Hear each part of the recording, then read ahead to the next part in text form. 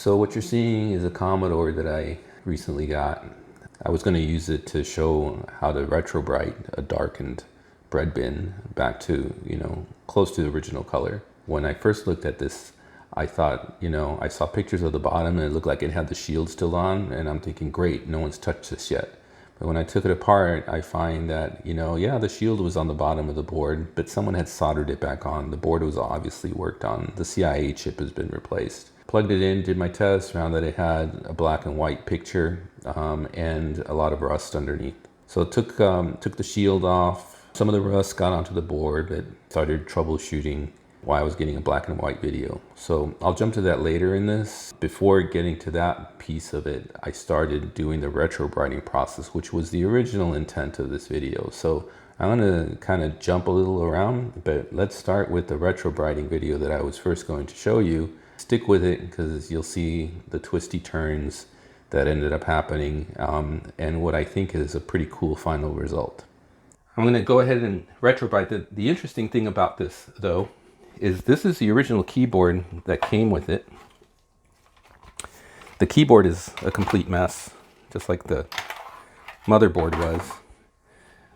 But the unusual thing about the keyboard is the white keys, which you normally find on a on a 64C. And it's not European based. You can tell the F keys on the European ones, the F logo's on the left and the F2 logo is on a little bit towards the right. So this is definitely keys that would have normally been like on a 64C. Anyways, I found that unusual. I thought it was really cool. We're going to clean up the keys. We'll do that a little bit later. Hopefully they'll come out really nice and white because that'll make this thing kind of stand out. And I think the contrasts will be pretty cool. So I'm going to put this aside for now and let's concentrate on the case. So you can see the case is pretty brown and splotchy. So we're going to see if we can retrobright this thing indoors. And I'll show you, I think I've done this on a couple of other videos with one of the robots and a couple of other things. So we're going to do the keyboard case this time. And let's see how that turns out because it is pretty big. So, all right, let's start cleaning this thing and then let's get to retrobrighting.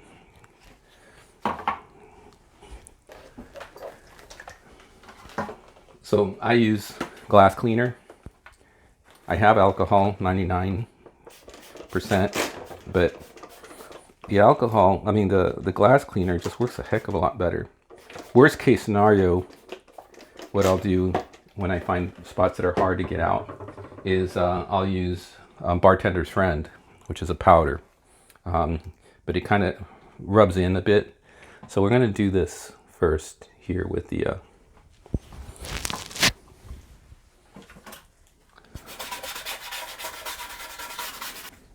okay, we're going to make sure that this dries because I don't want the water to dilute the salon care cream we're going to be using on it. So I'll put this aside for a little bit.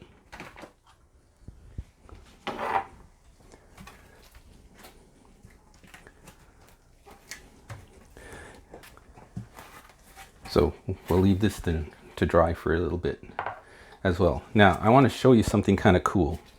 I noticed that on this thing, it had a warranty sticker on the sides.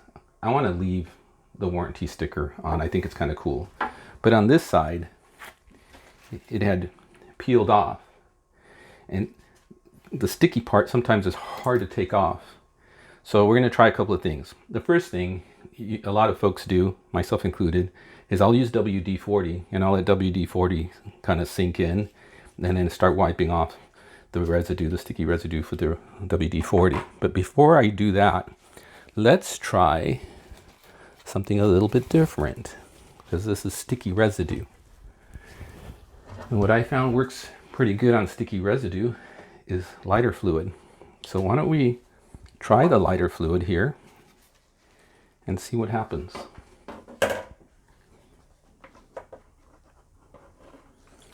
We'll let the lighter fluid soak in for a little bit.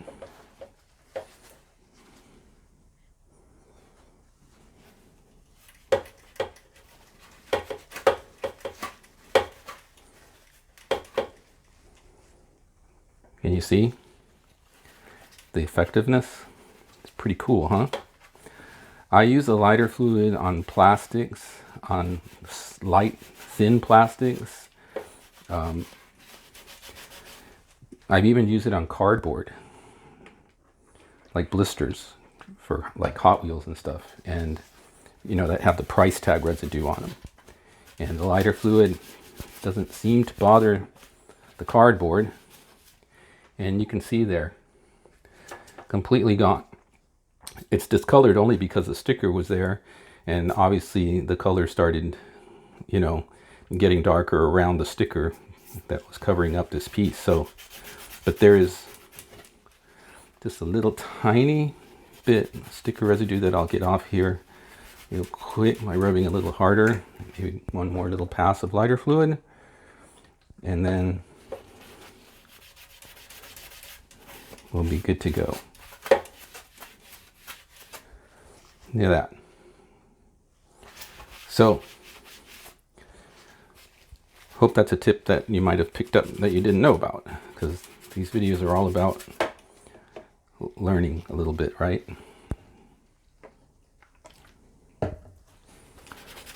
Whether my mistakes or something kind of new that's not a mistake. Okay, so there we go. Don't know what's going to happen with the Retrobright for that, if it'll stay a little off color, but it's a heck of a lot better without the sticker residue, right? All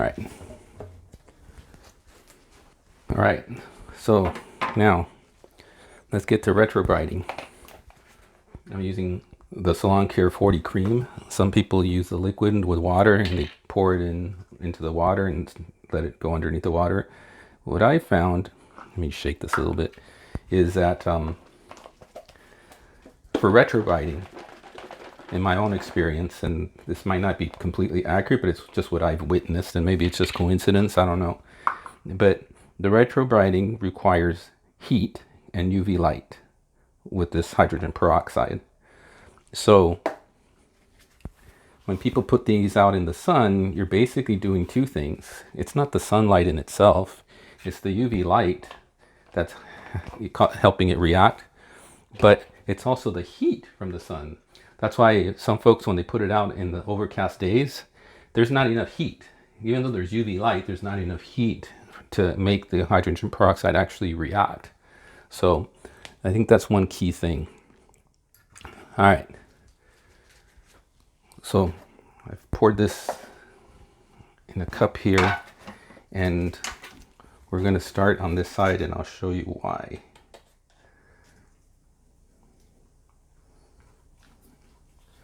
I'm just going to cover this very generously.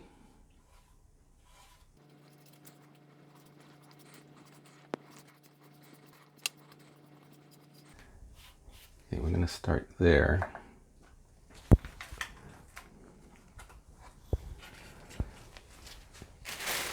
And I have this plastic bag. Some people use saran wrap. I use a plastic bag. So we're just going to hold on to this for a second here.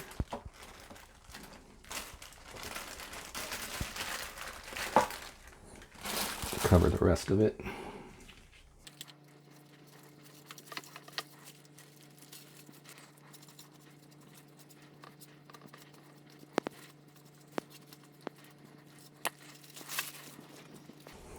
You want to definitely wear gloves. This stuff will burn your skin. So, and if you get it on your skin like I just did, just take some water. Water will kind of neutralize it.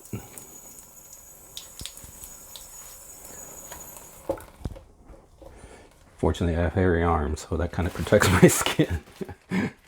All right.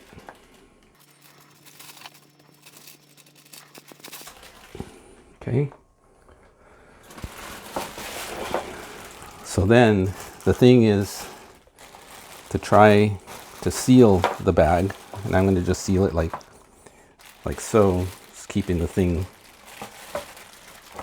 over.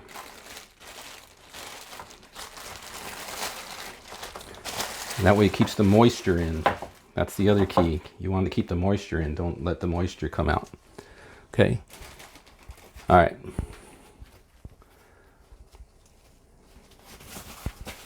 Again, you want to make sure you don't have this stuff on your skin or anywhere. We'll do that bottom half later. We're going to do the top first. Okay. Okay, so now let's move this camera out a little bit here so I can show you what's next.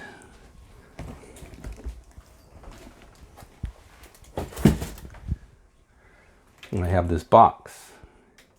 Got lined with aluminum foil, and there's a hole on the top for the UV light. So what's next is we're going to drop this in the box.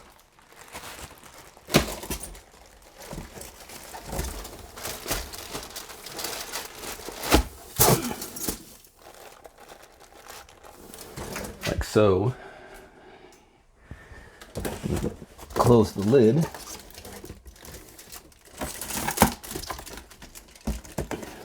Okay.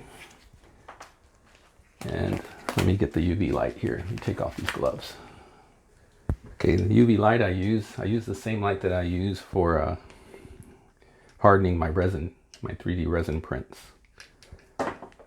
Okay. So what I do is there's an opening just for the UV light. And the UV light is not only going to generate the UV light, but it's also going to heat up the inside of the box. So that's the two things, heat and UV. So plug this guy in.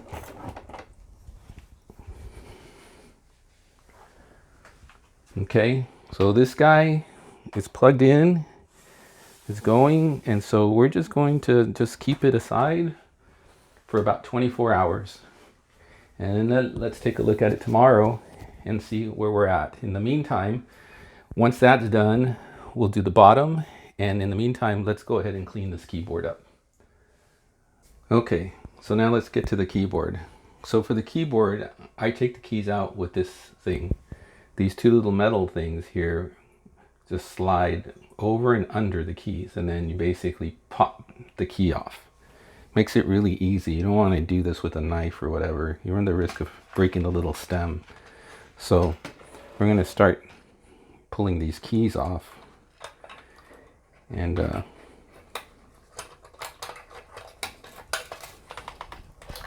watch for the spring. There's a spring underneath. See? Well, that spring was broken. Fortunately, I have other springs, but that was so rusted that the spring broke.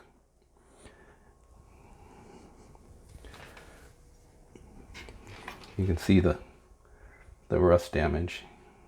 Fortunately, that's plastic and it should come right off once we get all these keys out.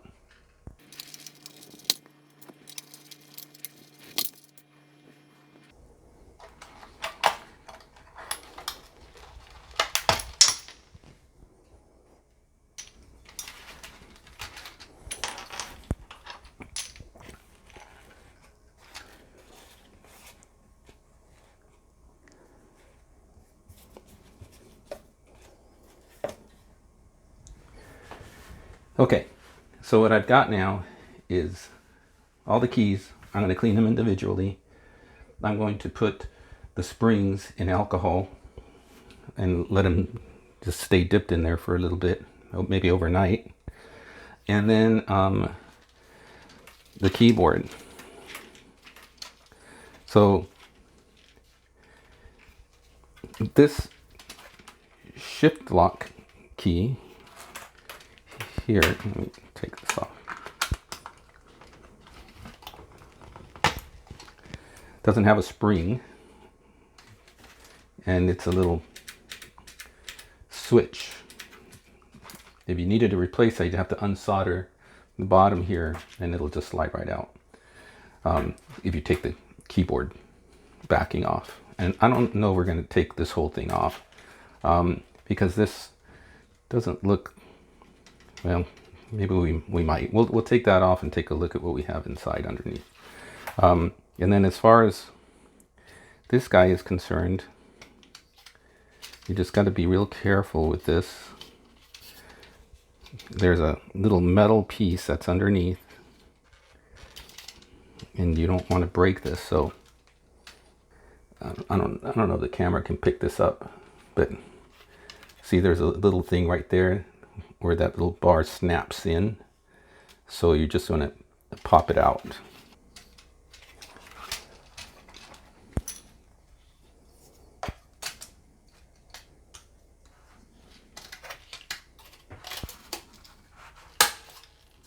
There you go.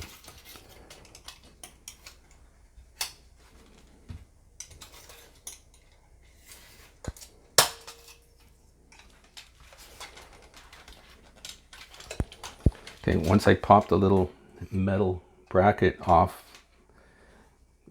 you pop them up upwards. What I did is I slid this underneath. It's thick enough and hard enough to where I could just twist it. I would just twist it and it just pops right out. So now we have a spring that's in the middle and it works just like the keys. Okay. So that's what it looks like on the bottom. I'm going to clean that rust off. Okay.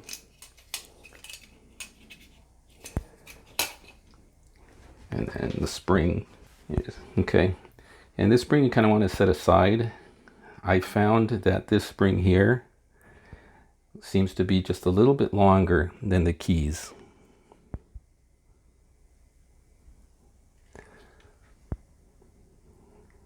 So I'm going to set this aside, and that'll be my spacebar spring.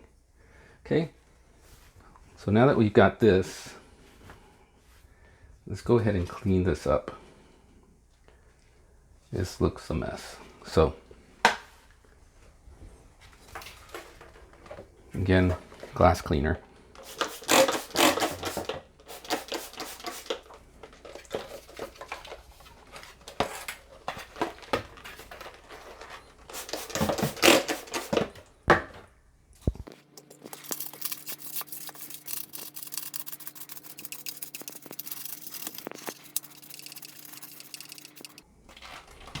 This looks ugly. There's even pieces of spring that are coming off. I don't know if you can see that, but that's from, there's a lot of rusted spring pieces that came out when I did this. Okay. So we'll take it apart. I don't really want to use water on it for fear that it might rust the contacts underneath and cause damage underneath. So what I'm going to do is I'm going to get 99% isopropyl alcohol and wet a paper towel with it, and that's what I'm going to clean it with.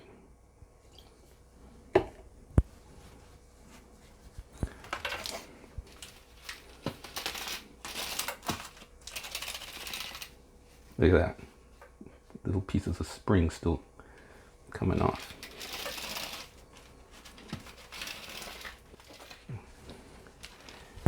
It doesn't have any issues underneath it. So what we'll do, just in case, is we're going to take all of these screws out here and take this backing off and take a look at the carbon. I think it's carbon contacts that are underneath, and take a look at them.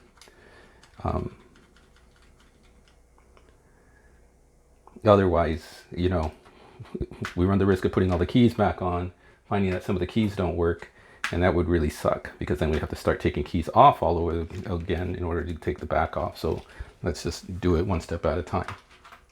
So let me do that and see what we've got to work with.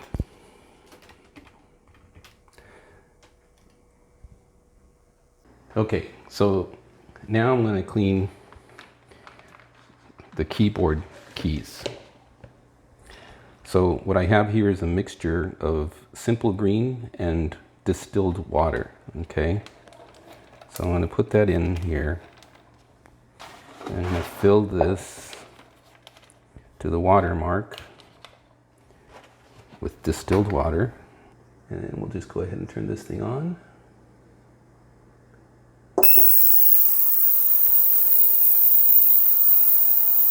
So we'll take a look at this in 12 minutes time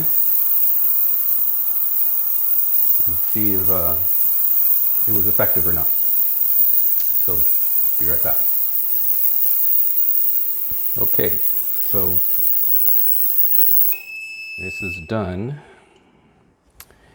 and let's go ahead and shut this off here.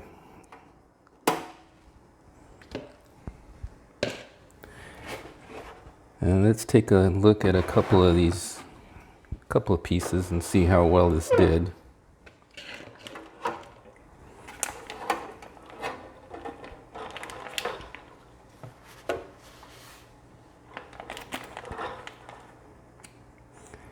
If it needs more cleaning, we'll just put it in there for another 5 minutes or so.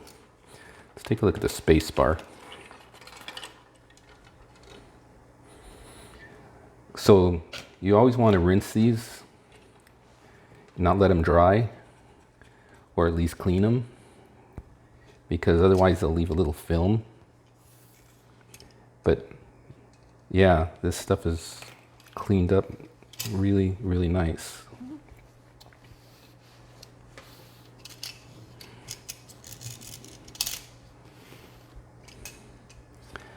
So there's yellowing because of the light.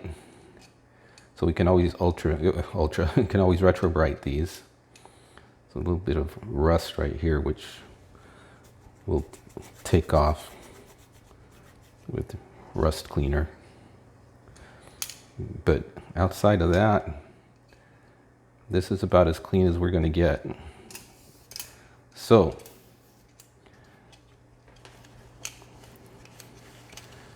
I think what we need to do now basically is we'll dump the cleaner into here and leave the keys in the plastic bag and start just cleaning the keys.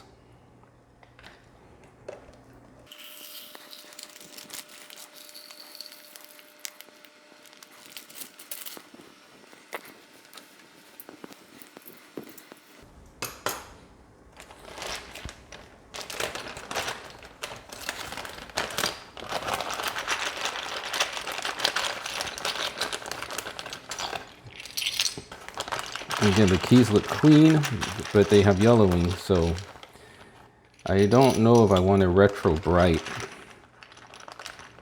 how far I want to go with the retrobrighting, because the fronts of these keys, as you can see, is already kind of a little faded, and I'm afraid of retrobrighting might fade them even more.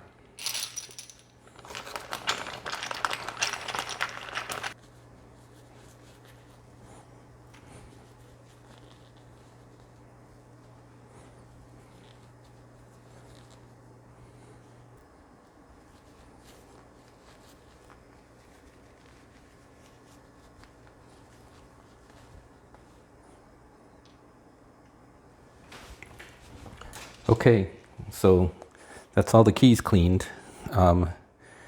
They came out really nice and clean.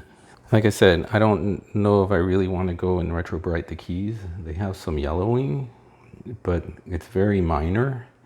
And I don't really want to run the risk of wiping out or fading these even more. And the interesting thing is that the yellowing that I see is right on the icons themselves. I don't know if the camera can pick that up, but that's the other interesting thing, is whatever yellowing is right above the letters.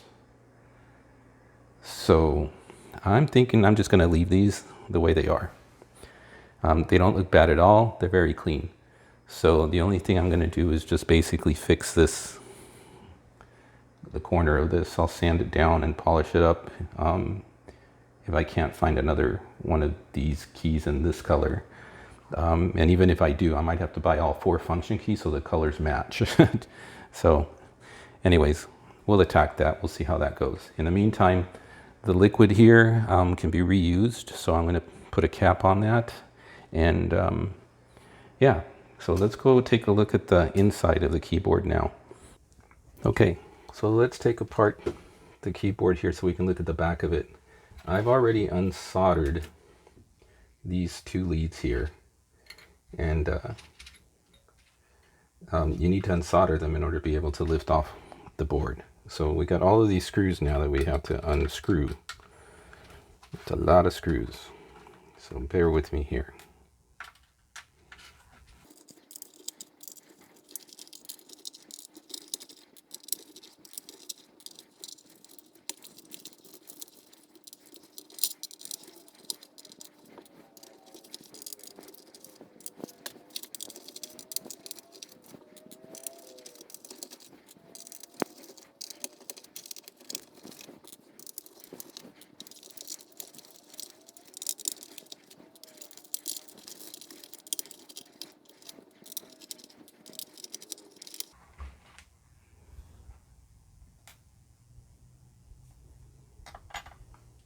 Okay,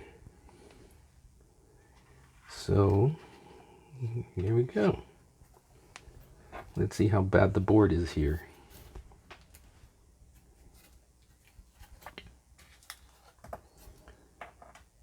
Well, yeah, we've got a bit of cleaning to do, that's for sure.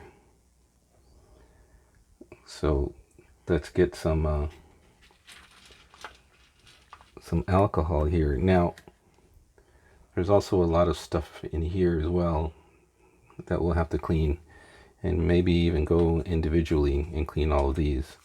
So the way these work is they have carbon, a little film of carbon. If we were to take a little piece of paper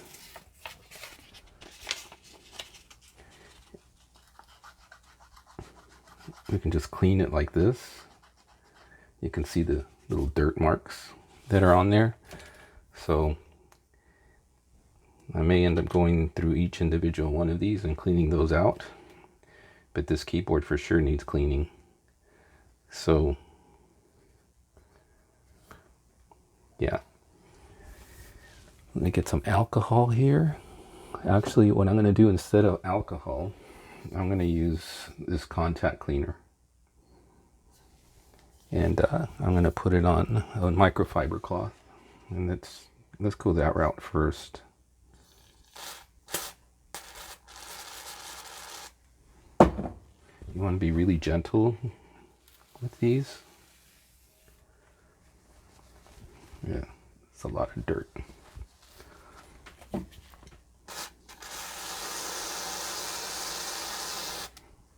These contacts work on resistance, so you just want to just gently clean them.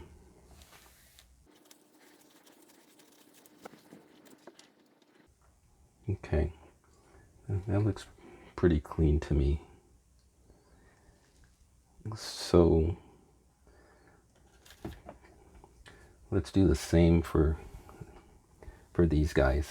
I'm going to clean each one of these individually. I know you saw me clean the keys individually and I sped that up, but this is just going to be a little bit more intricate because I'm going to take each one of these off and just rub them like this on the microfiber cloth. So this might take a while. So let me do that and we'll be right back. All right, so it's been about 16 hours now. Let's take a look at what we have here. I shut off the UV light. So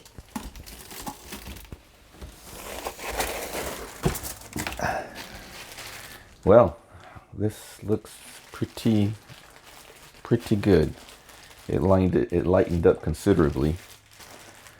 So I think what we're going to do is we're just going to go ahead and stick with this color. Normally I would put all the pieces I want retrobrighted in at the same time so they get the same exposure.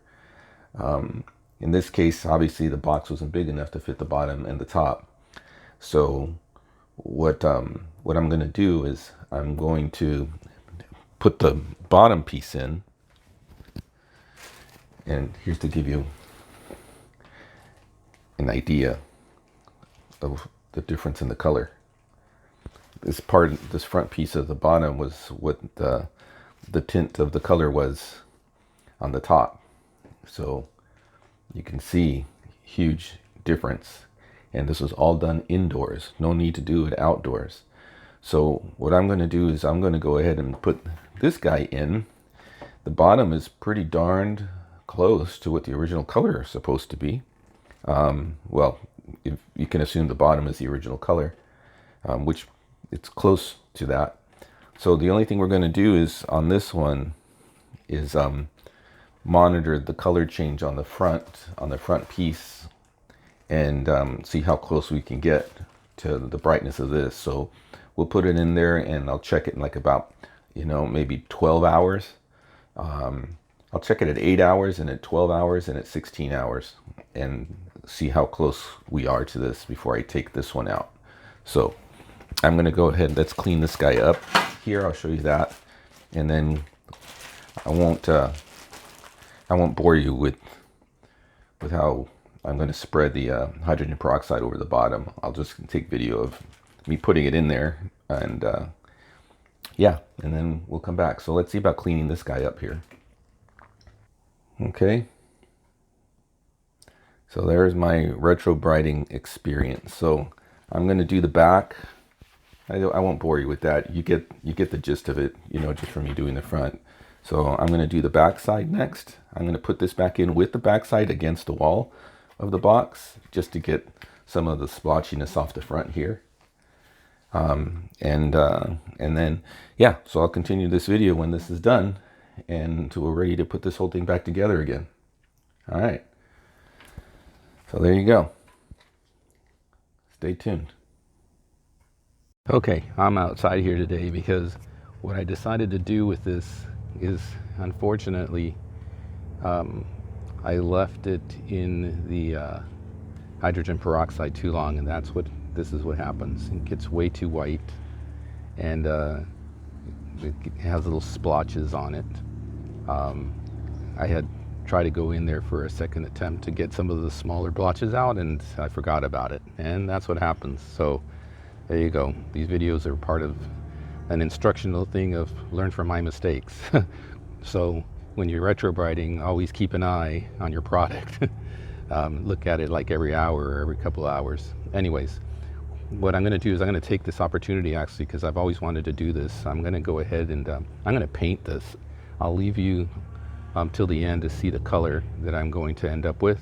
Hopefully it'll turn out okay. It's a metallic color, so I'm going to first primer it, and then I'm going to lay a coat of gloss black on it for the metallic color to lay on, because the metallic color is translucent, and a gloss black will make it kind of shine through a little bit more. So let's go for this.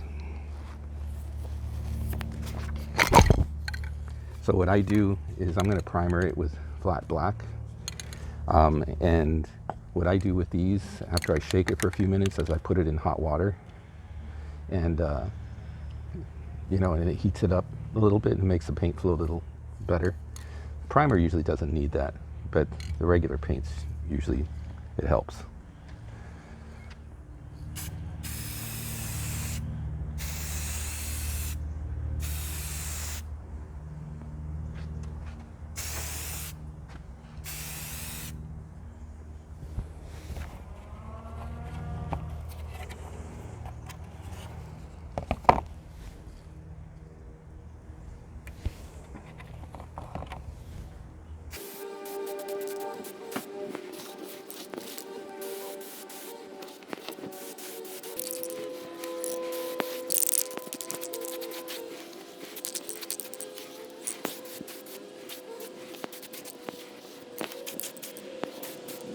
Okay, now that I've got the primer on, we're going to go ahead and paint a gloss black.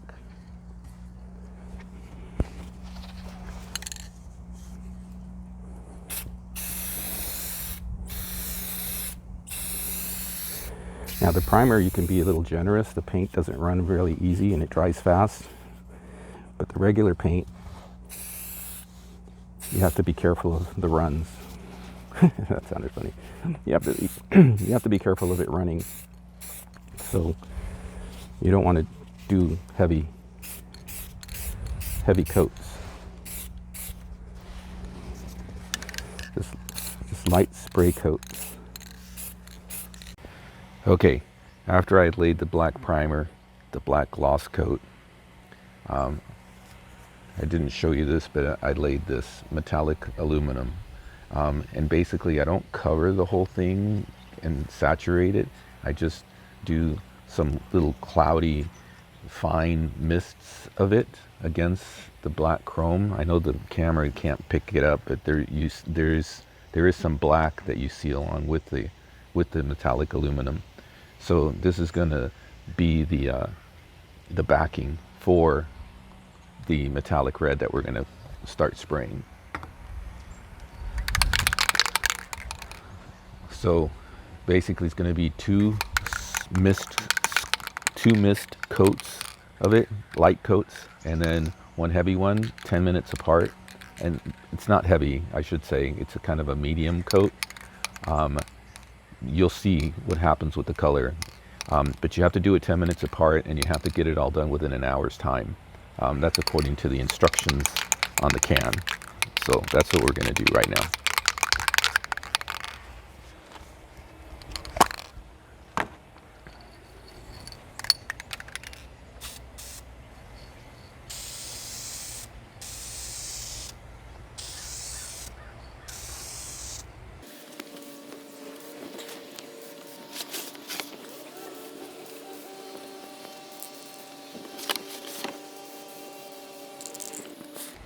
Okay, so that's a first coat. We're going to do the bottom the same way, and then we'll leave it dry for about 10 or 15 minutes and come back, throw another light coat, and then throw the last coat, a medium coat, with the can just a little tiny bit closer, and the spray being just a little bit slower. Okay, so this is going to be my final coat. Here we go.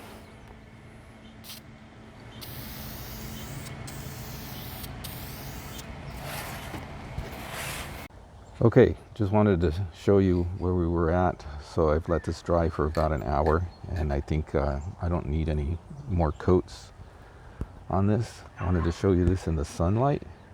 But what we're going to do now, because I want to show you in the sunlight because it's so wickedly bright, and this paint really glows. So what I'm going to do now is I'm going to use the UV resistant clear coat, Krylon, and I'll put a couple of 2 or 3 coats of that, but I'm going to move over to the shade to do it. I don't like to do the clear coat in the hot sun and then in the direct sunlight. So we'll do that. That'll give it a layer of protection. I'll put, a few coats of this on, spray lightly at first, and then one medium coat afterwards as well, leaving it dry for about half hour or so in between coats. And yeah, we'll see where we go from there.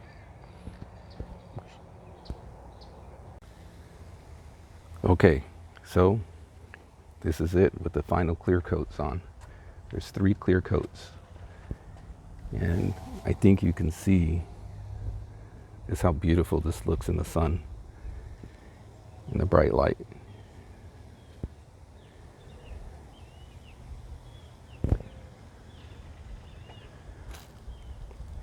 So there's a nice little metallic glow to it. The black base coat, since we just basically skimmed it with the aluminum paint, also plays a role in this because little pieces of it seep through. After all, this paint is kind of transparent. So there you go. So let's see how this looks once we get it all pieced back together again. Alrighty, now that we got the case painted, we got the keyboard cleaned up. I got some new function keys here for the 2 that were damaged on the right hand side, right here. Repaired the motherboard. I think we're ready to put this thing back together again. Let's see how this pans out. I think it'll be nice, especially with these 64C keys because they're white. They'll really pop against the red case. So let's get down to this. First things first, we're going to put the keyboard back.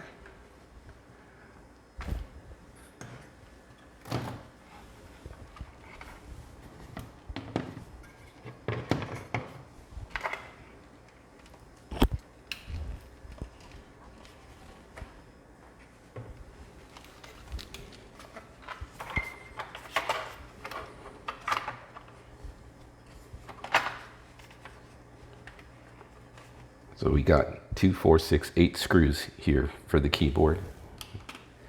And I'm going to put the corner screws on first.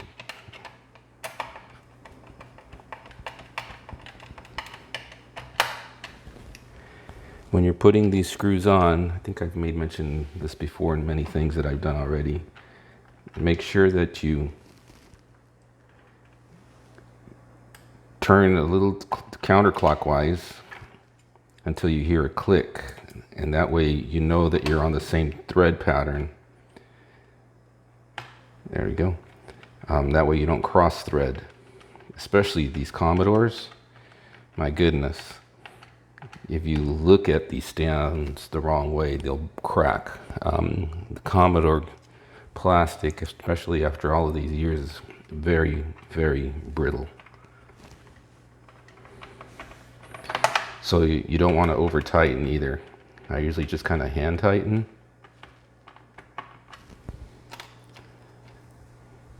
And leave it at that.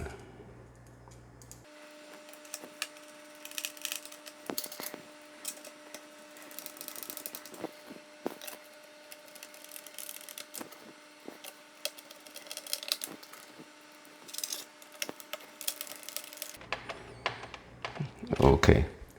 I'm not going to turn this around right away because I want to kind of leave it for the reveal, if you will. I want to give away the goods before we're ready. So now we're going to put the motherboard back. Now what I do with this is we've taken out the bottom shield, okay? And the bottom shielding, along with the cardboard, adds a little bit of thickness to this, and it raises that board up. And it makes the cartridge here, when you're putting a cartridge in, easier. The cartridge won't hit the bottom lip. So because we took out the shield and the cardboard, it drops the motherboard down, and now it makes it harder for the cartridge to easily slide in.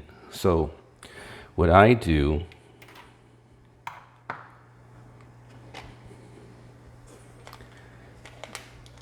is I put these little,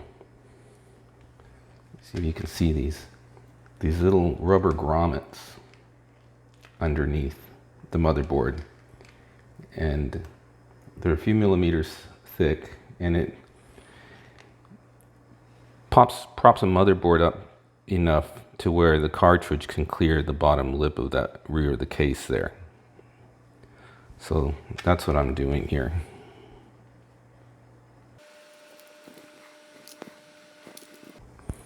Sometimes these might slide right off if you're not careful in laying the motherboard down vertically. So you could put just a little tiny bit of glue on them just to hold them in place. But I'm going to see if we can do this in one shot. Okay. I think I got all of them.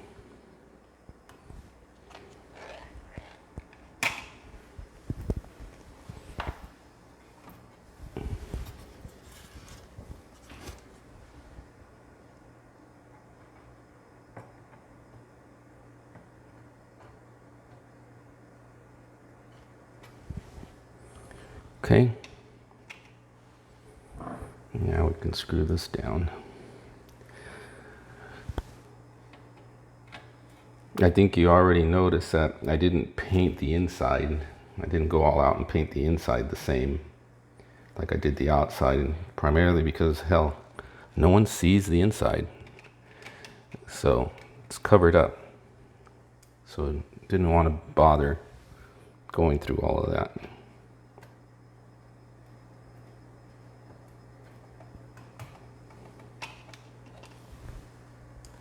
I'm putting these in all loosely initially, and then I'll tighten them up. And again, hand tighten. Hand tighten, hand tighten, hand tighten. Can't stress that enough. These will snap if you over tighten. I guarantee you that.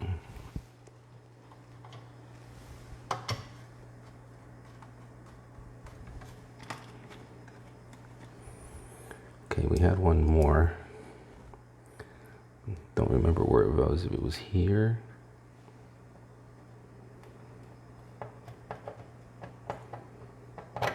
Yeah, I think it was there, because I don't think we had anything.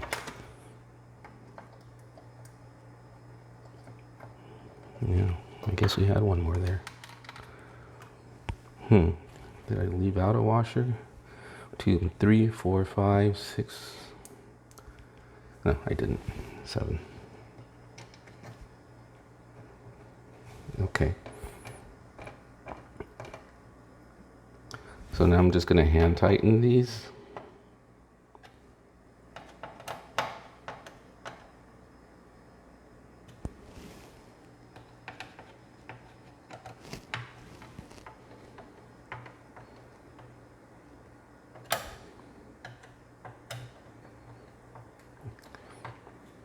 The nice thing about the rubber grommets that I put underneath is they'll put pressure against the board as well.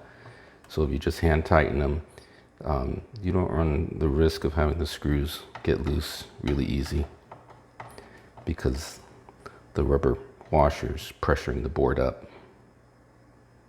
Okay, so there's that. So now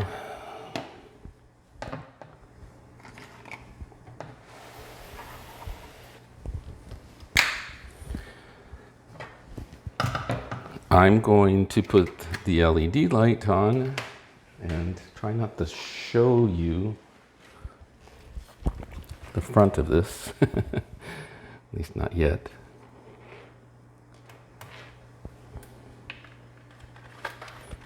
Okay, oops.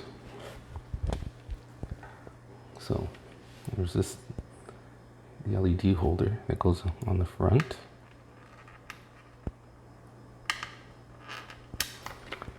Okay. Put the LED in place.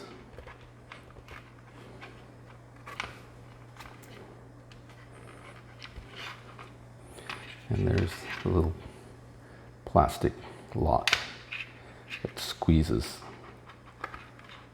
that little plastic thing in the front. Okay. Yeah, it looks like it's in pretty good. All right. So now put the keyboard cable back.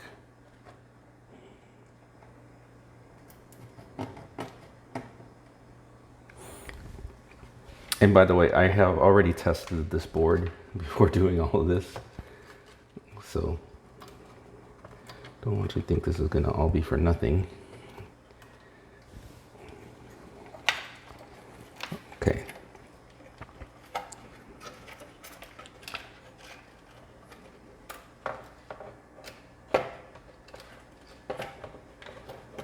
I'm trying to do this in a way where I don't show you the full effect yet of the paint job. So bear with me for a second here. I'm going to do this. I'm going to pause the camera for a second and I'll come back. Okay. Almost done here. We're just going to put new rubber feet on here.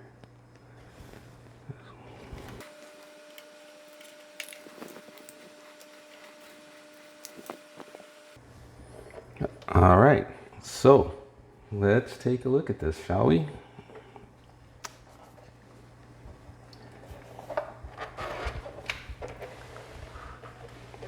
there we go. We're just missing one little tiny thing here, and that is the badge. So the power badge I had to put on earlier because that black plastic grommet for the LED goes over this badge. So that was already done. So here we have the final. This will put the icing on the cake here.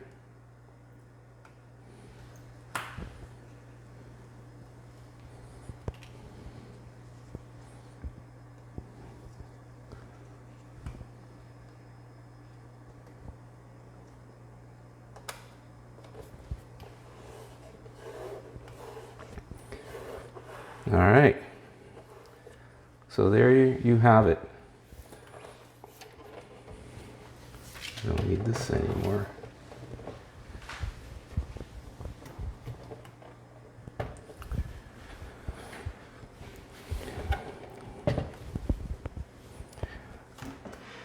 How do you like that? So we use duplicolor paint. I think you saw the process I went through there. It's an anodized red is what it is.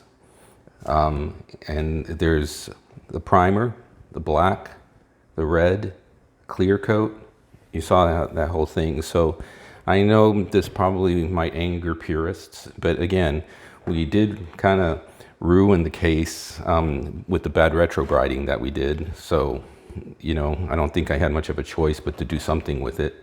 I could have painted it the original color, but you know, quite honestly, I must have at least 3 dozen Commodore bread bins, different colors of beige and stuff. I always wanted to do something a little custom, so I'm hoping that at least you might have enjoyed some of this, you know, and maybe picked up some motivation, inspiration, or finding ways not to do things. So I think that'll wrap it up. I'm not going to bother testing it. Like I said, I already tested the motherboard before putting it all together. I'll test it one more time before putting it away. But I think this, I'm going to start making this my go-to machine, actually. So, you know, there's no sense in having a shelf queen. You should play with your toys. So there you have it. I think that'll wrap this video up. Hope you enjoyed it. And remember, like I always say, you only live once. So have fun, man. Enjoy life. Till next time.